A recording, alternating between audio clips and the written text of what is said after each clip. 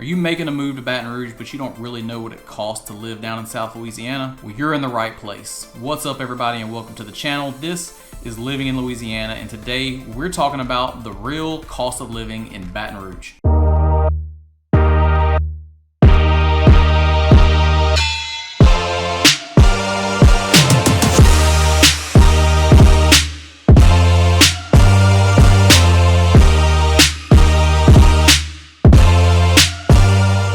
Hey guys, I'm Sean Ramos and I am a licensed real estate agent in the state of Louisiana. So if you have any specific questions about making the move to or making a move in Louisiana, my information is at the bottom of your screen right now and you can reach me in any way you prefer.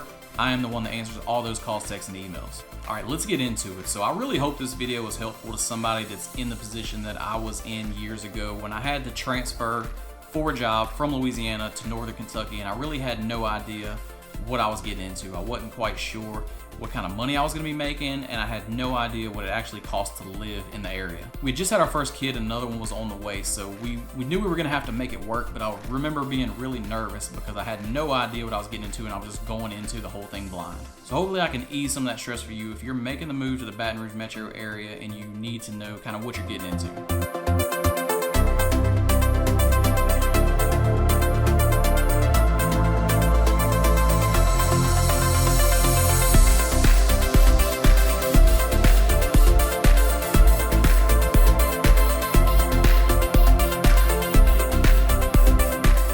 Talking just overall cost of living, Baton Rouge is about 3% higher than the state average, but we come in at about 10% lower than the national average. And Baton Rouge actually comes in lower at all categories than the national average except for one, so make sure you stick around to the end because that's the one we're going to talk about last. So because it's my favorite topic to talk about, let's get into the housing first. Let's talk some real estate. So if we're talking about buying a house in Baton Rouge, at the end of the first quarter of this year, the average sale price was about $312,000. And when you compare that to the national average of about $508,000, we were about 40% lower than the national average as far as average home price goes. That's impressive. So that's obviously a great thing if you're looking to buy a house, but there are also some things to note about property taxes. So as long as you're buying the house to use as your personal residence and you're going to live in this house, they have what they call a homestead exemption. So that basically says that the first $75,000 of your home value is exempt from property taxes. So if you're looking at a $300,000 house, your taxes are only going to be based on $225,000. And also there's a senior citizens exemption. And what that does is it basically freezes the assessed value of your home when you hit 65 years old. And lastly, there's the disabled veterans exemption. And what this one says that if you're an eligible veteran and you have a service-based disability rating of 100%, the first $150,000 of your home value is exempt from taxes. So that same $300,000 house is now only being taxed based on $150,000. Yes! Yes! If you're only going to be here for a short time or you don't quite know where you want to live yet, then maybe you want to rent before you buy. So for a one bedroom around here, you're going to be looking at about $1,050 a month. For a two bedroom, you'll be about $1,200 a month. For three bedrooms, you'll be paying about $1,900 a month. And for 4+ bedrooms, you're going to be averaging about $2,600 a month. Like, I think renting does have its place. If you don't know where you want to be yet, or you're not going to be in the area long enough to buy, then I can see it. But if you're going to be here long term and you know where you want to live, you can get a really nice house for some of these rent prices. When it comes to utilities, Baton Rouge comes in only slightly less than the average price in the state of Louisiana, but we're about 11% lower than the US average.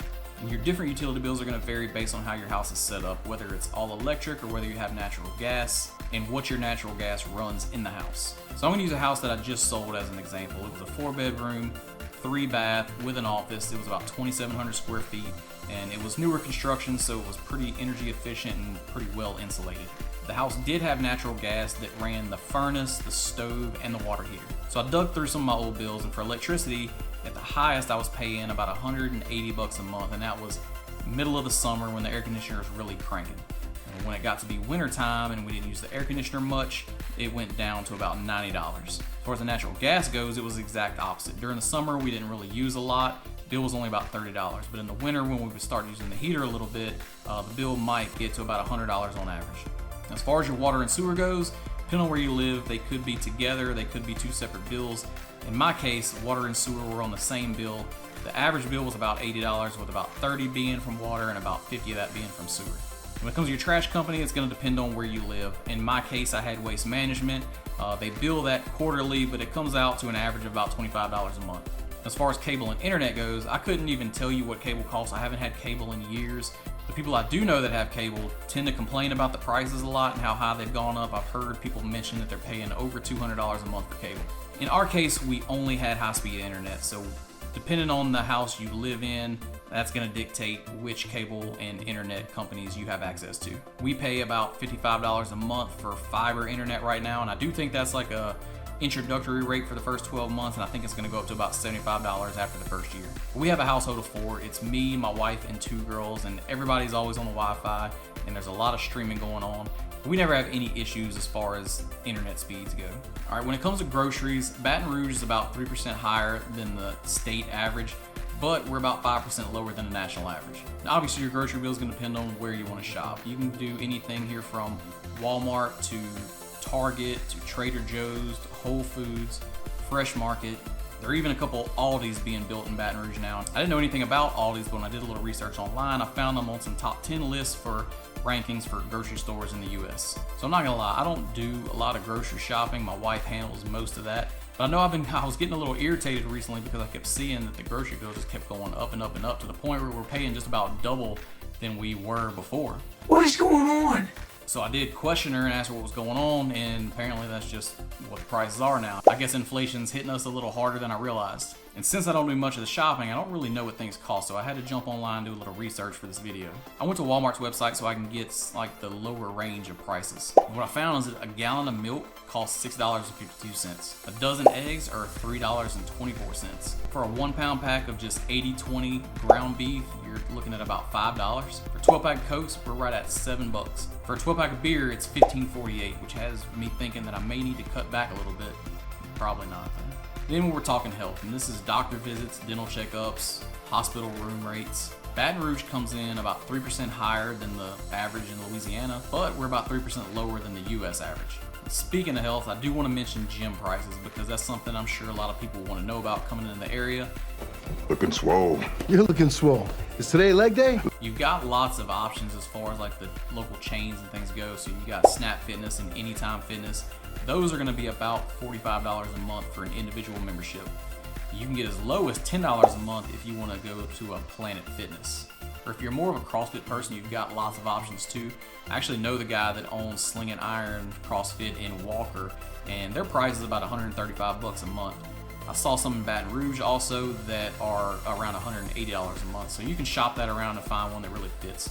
And actually, with every gym I looked at, they all do some sort of free trial, so you can really test out multiple ones and find something that is really a good fit for you. All right, and when we're talking about miscellaneous costs, and these are just things that are not included in the other categories, in Baton Rouge we're going to be pretty similar to the state average, just slightly less, but we're about 6% lower when you're comparing this to the US average. So there's a couple things that I'll go ahead and specifically talk about here for this video. The first one's gonna be restaurants. Like I said, I have a family of 4, me, my wife, and 2 girls, and for us to go out and eat, just the typical restaurant, we're looking at usually about $90 to $100. When we leave those kiddos at home and it's just me and the wife out, the place that we like to go, we can usually go for about $40 to $50. Now, if we want to do something a little fancier, if we're talking like an anniversary night or something like that, if we're gonna do Texas Day Brazil or Ruth's Chris Steakhouse, then we're looking to spend about $125 to $150. And that's including a few drinks and probably some dessert. The other thing I want to mention is daycare. Now, I've been lucky enough not to ever have to put my kids in daycare on a regular basis, so I had to go out and ask about this one. So I reached out to Facebook and asked what people are paying for daycare in the area, and I got a little bit of a range, but for the most part, it seems like it was about $140 to $160 on average for one kid. And I guess that depends on the area because I had some people tell me they were paying up to $200 a week. A few did tell me they were paying $180 for an infant, and it would get a little cheaper as the kids get older. And then some people are only using the before and after care for the kids that are in school, and they only pay about $60 or $70 a week per kid. And then they also said that you do get a discount for having multiple kids in the daycare, so for siblings it's going to get a little cheaper as you go.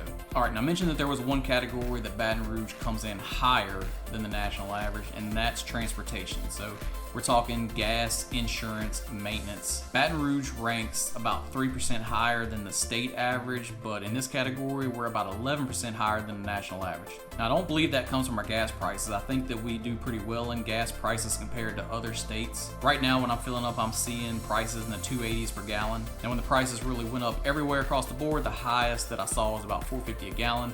But I was seeing people in other states saying they were paying over $5 and $6 a gallon. Where I think we really get hit is our auto insurance rates. Louisiana has some of the highest insurance rates for automobiles in the country. Bankrate.com says that the average full coverage auto insurance premium in Louisiana goes from anywhere from about $1,800 to about $3,800 per year. So this is one you definitely want to shop around to find the best rates. Usually when you bundle your homeowners and auto insurance together, you can get that price down a little bit. So just for reference, in our case, it's just me and my wife that are on our insurance policy. We have 2 vehicles with full coverage, and we pay about $2,200 a year. I'm sure it contributes to the high insurance rates around here, but Louisiana does seem to have some pretty aggressive drivers. And that's probably why you see so many ambulance chaser billboards all along I-12 and I-10. If you ain't first, you're last.